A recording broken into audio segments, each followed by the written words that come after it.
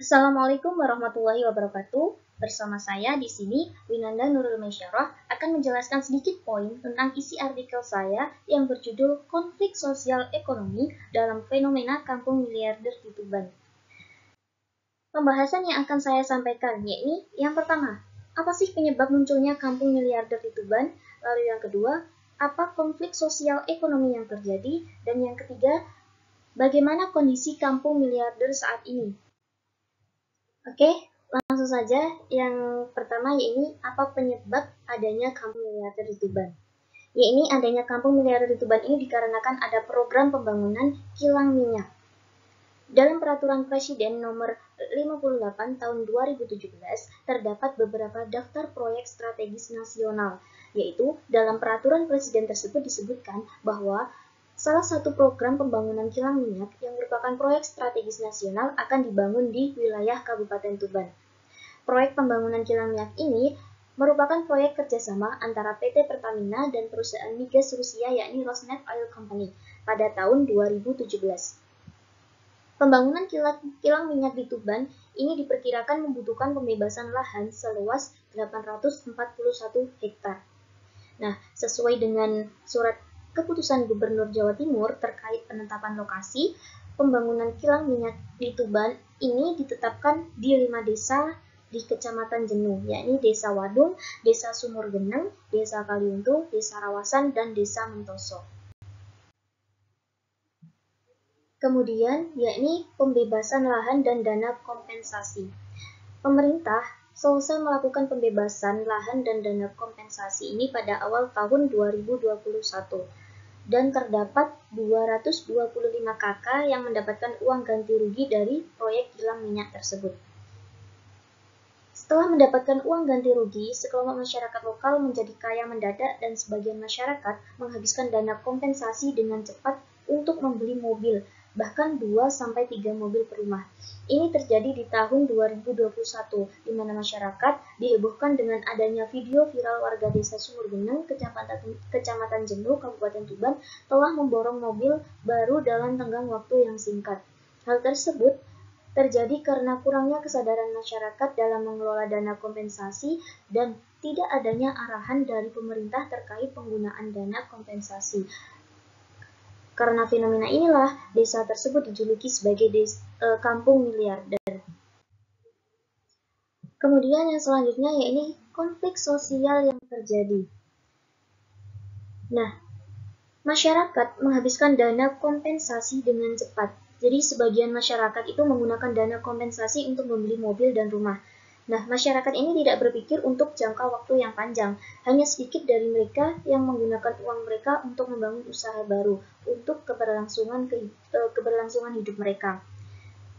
Hal ini menyebabkan ketidaksetaraan ekonomi di antara penduduk, di mana kekayaan yang didapat oleh individu atau keluarga kaya dalam kampung tersebut tidak didistribusikan kembali dengan baik kepada masyarakat lokal. Hal ini menyebabkan ketidaksetaraan ekonomi terus meningkat.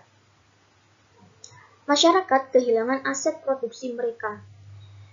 Dengan adanya keberadaan industri kilang minyak ini juga cenderung merugikan masyarakat yang memiliki lahan sawah yang ada di sekitar industri kilang minyak.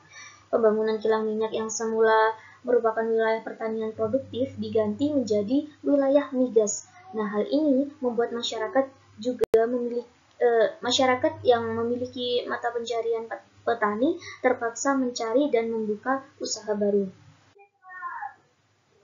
Yang selanjutnya yaitu fakta lain adanya konflik penolakan pembangunan kilang minyak di Kecamatan Jenuh. Jadi, sebelum warga menerima bujuk rayu pembebasan lahan ini, mereka itu sempat melakukan penolakan. Dengan salah satu alasan kuat dilakukannya penolakan adalah karena pembebasan lahan yang dilakukan di Desa Sumur Geneng merupakan lahan pertanian produktif. Jadi, masyarakat juga mengkhawatirkan perekonomian mereka setelah lahannya terdampak pembangunan kilang minyak. Karena bertani adalah keahlian mereka sekaligus sumber mata pencaharian mereka. Warga juga melakukan perusakan dan pencabutan patok di lokasi pembangunan kilang minyak. Kemudian pembentangan spanduk penolakan, bahkan melakukan aksi demonstrasi di depan gedung DPRD Kabupaten Tuban. Kemudian juga menolak dilakukan sosialisasi oleh pihak PT Pertamina. Bahkan juga memblokade jalan saat pihak BPN Kabupaten Tuban ingin melakukan pengukuran lahan.